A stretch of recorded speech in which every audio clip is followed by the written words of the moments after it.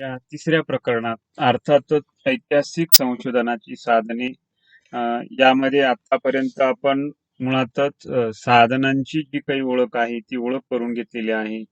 साधनांचे जे काही प्रमुख प्रकार आहेत त्या संदर्भात विचार केलेला आहे. त्यानंतर लिखित साधनांसंदर्भात आपण याआधी विचार केलेला आहे. त्यानंतर आज आपण विचार करणार आहोत अलिखित साधनांसंदर्भात.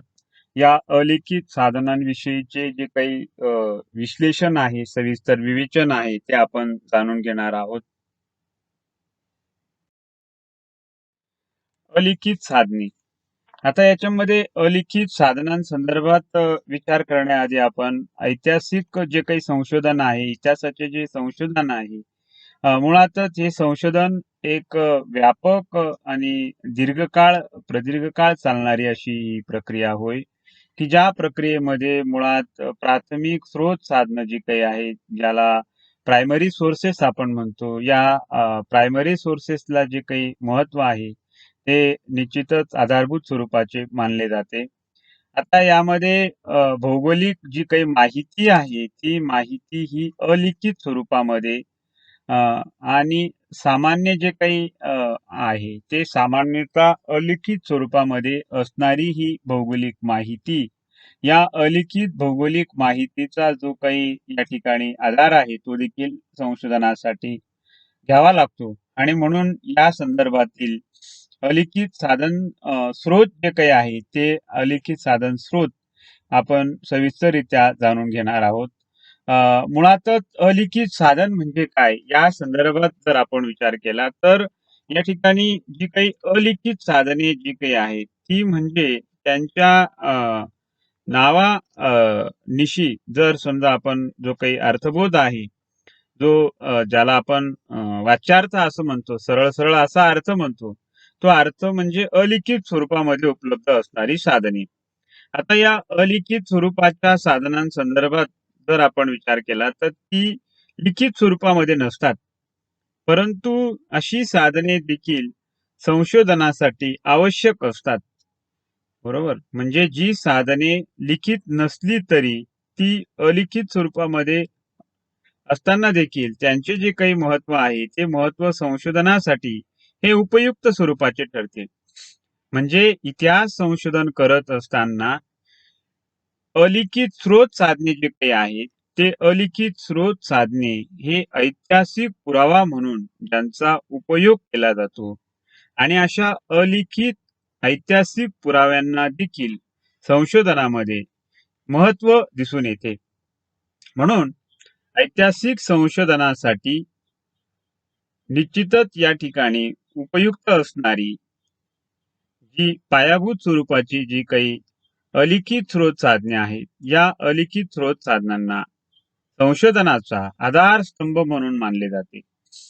म्हणजे भौगोलिक माहिती आणि इतर संदर्भातील जे काही स्रोत आहेत, हे स्रोत साधने हे अलिखित स्रोत साधने म्हणून ओळखली जातात. आणि म्हणून अशा अलिखित स्रोत साधनांना ऐतिहासिक संशोधनासाठी प्राथमिक पुरावा म्हणून मूळ सैद्धांतिक मांडणीचा जो काही आधार आहे, तो आधार या ठिकाणी घ्यावा लागतो. आणि म्हणून या साधनांना जे काही महत्व आहे, ते महत्व दिसून येते.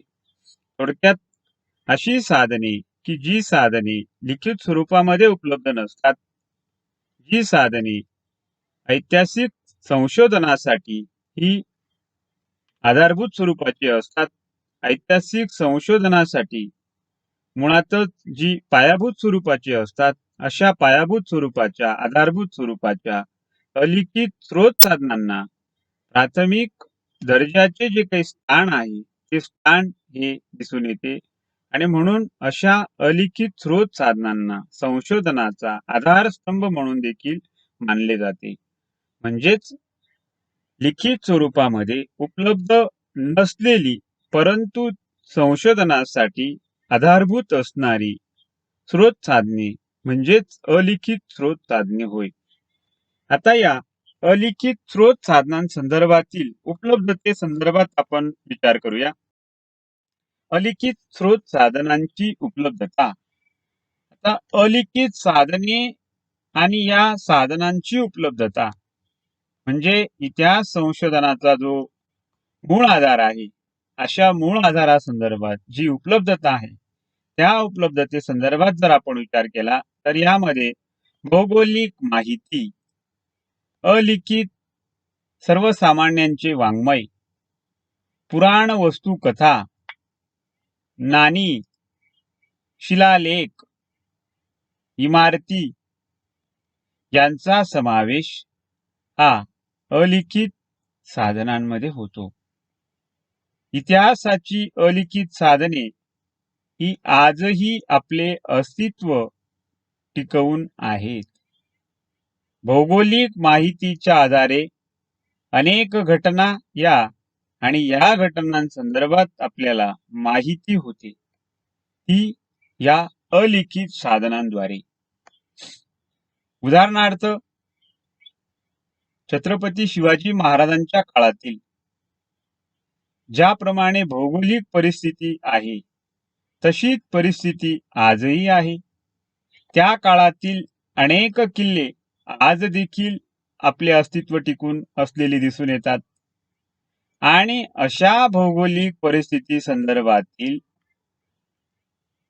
आणि या परिस्थितीतून छत्रपती शिवाजी महाराजांनी त्यांचे सैन्य शत्रू पक्षाशी कसे लढले, कसा प्रतिकार केला, या संदर्भातील जो अंदाज आहे तो अंदाज बांधता येतो.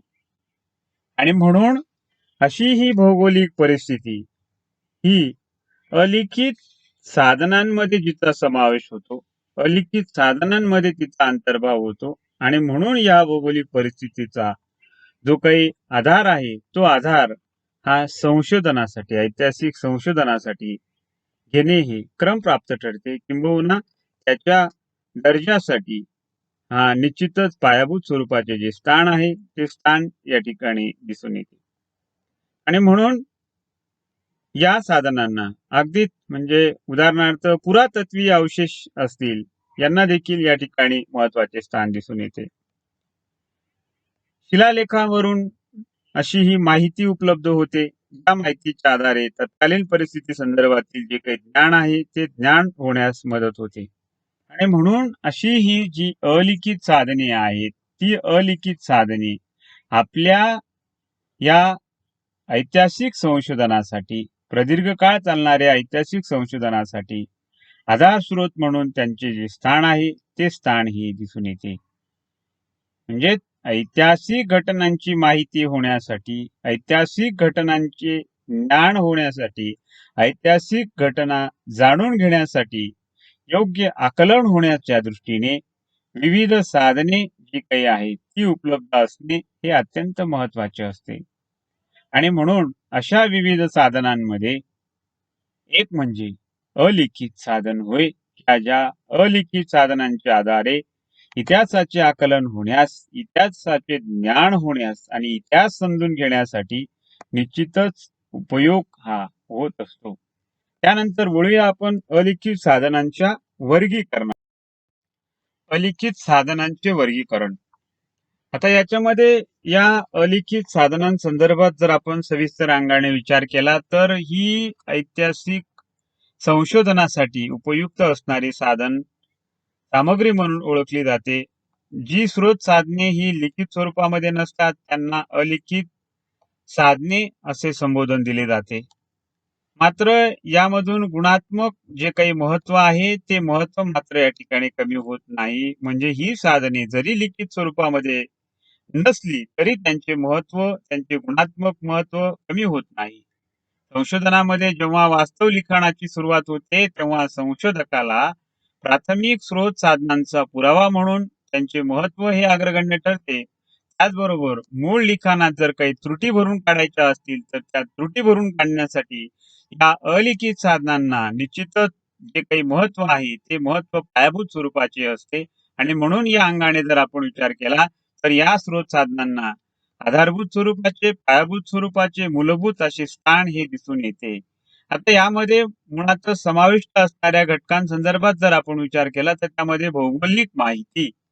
आता इतिहास हा घटनांचा साक्षीदार असतो घटना ज्या ठिकाणी घडतात त्या ठिकाणी भौगोलिकतेचा मानवी जीवनावर जो प्रभाव आहे तो प्रभाव पडत असतो. म्हणून या दृष्टिकोनातून जर आपण सर्वसामान्य व्यवस्थेतून जर विचार केला तर त्यामध्ये निश्चितच मनुष्य प्राणी हा परिस्थितीचा गुलाम असतो. या उक्तीप्रमाणे की मनुष्य आणि मानवी समाज जीवनावर भौगोलिकतेचा जो काही प्रभाव आहे तो प्रभाव हा पडत असतो.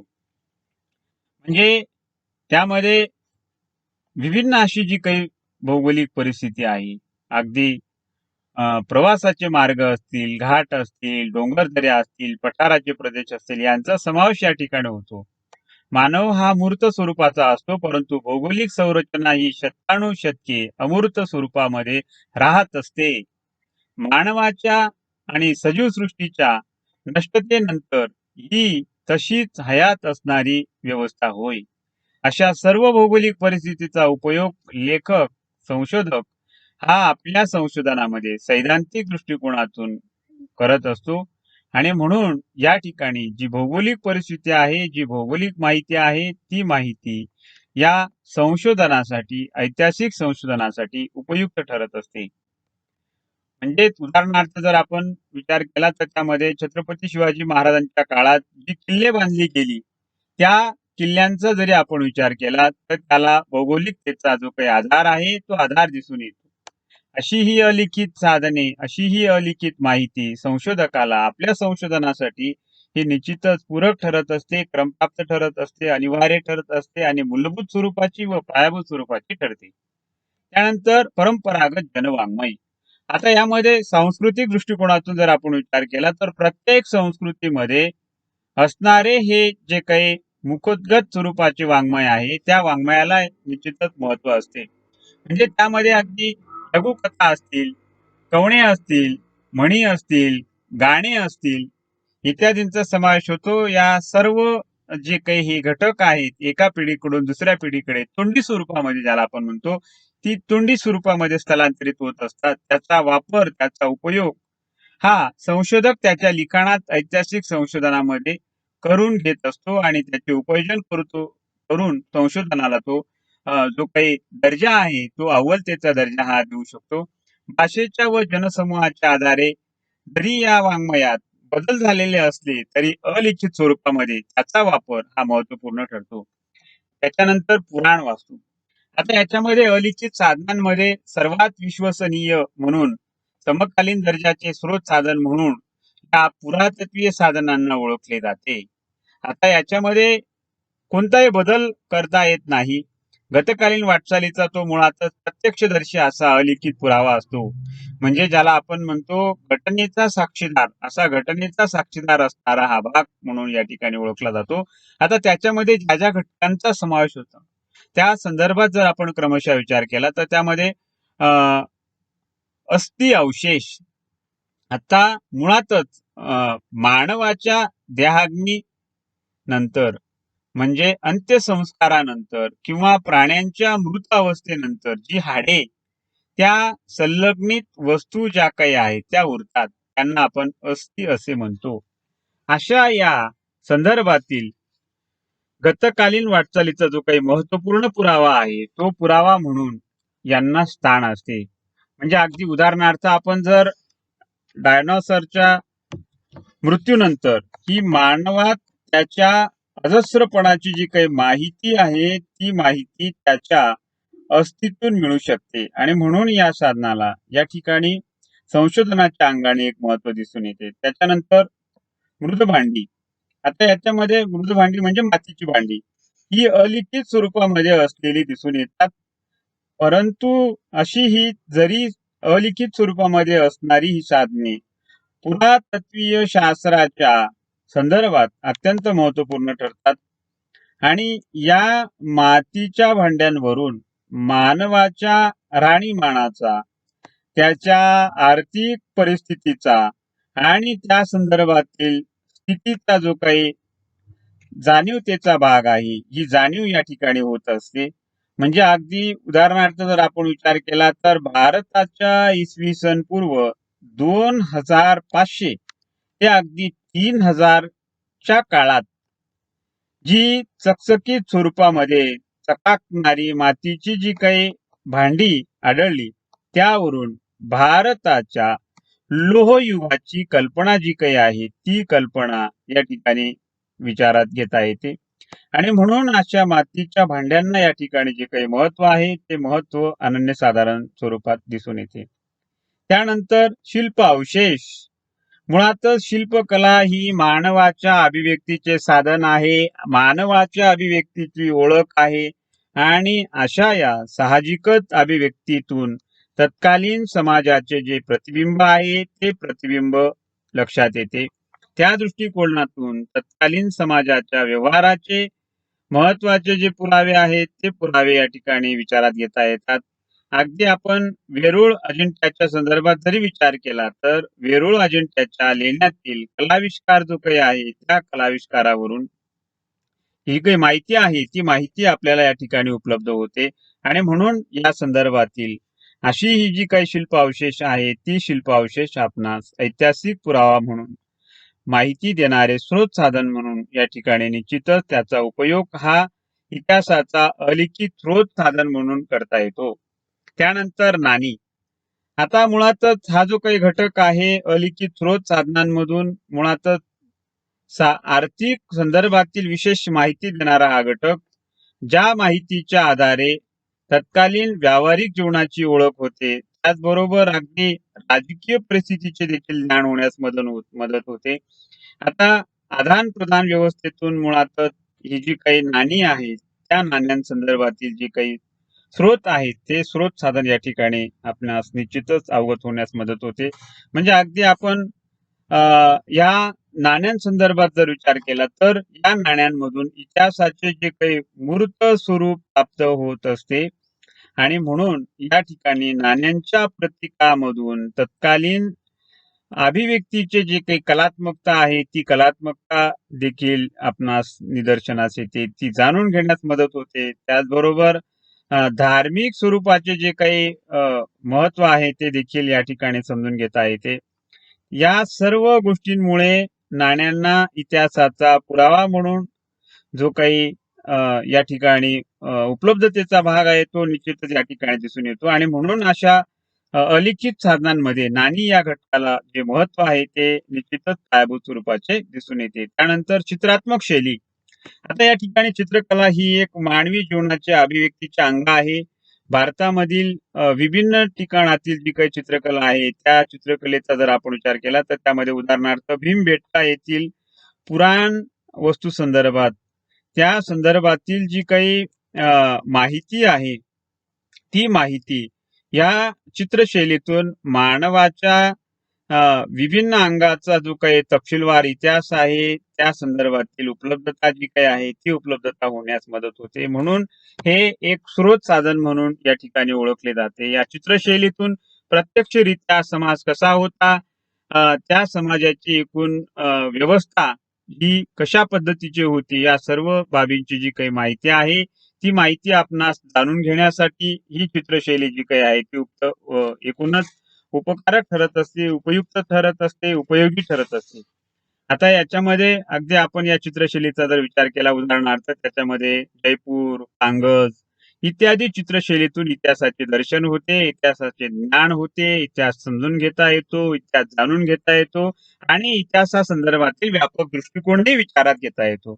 एकूणच या व्हिडिओद्वारे आपण मुळातच अलिखित साधनांसंदर्भातील अर्थबोध जो आहे अर्थबोध जाणून घेतलेला आहे. त्यानंतर अलिखित साधनांची जी उपलब्धता आहे ती उपलब्धता आपण विचारात घेतलेली आहे. त्याचबरोबर अलिखित साधनांचे जे वर्गीकरण आहे ते वर्गीकरण जे आहे ते आपण जाणून घेतलेले आहे. त्यामध्ये मुळातच भौगोलिक माहिती असेल, जनवाङ्मय असेल, पुराण वास्तू असतील, त्या पुराण वास्तूमध्ये अस्थि अवशेष असतील, मातीची भांडे असतील, त्याचबरोबर शिल्पावशेष, नाणी, चित्रशैली या संदर्भात आपण सविस्तररित्या विचार केलेला आहे.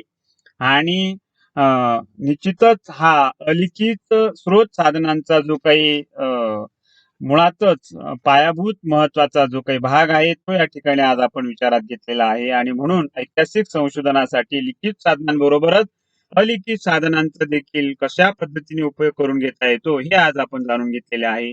आणि म्हणून ह्या अलिखित साधनांना देखील जे काही मूलभूत स्थान आहे, ते या ठिकाणी निश्चितच निष्कर्षात्मक दृष्टिकोनातून आपणास लक्षात आलेले आहे.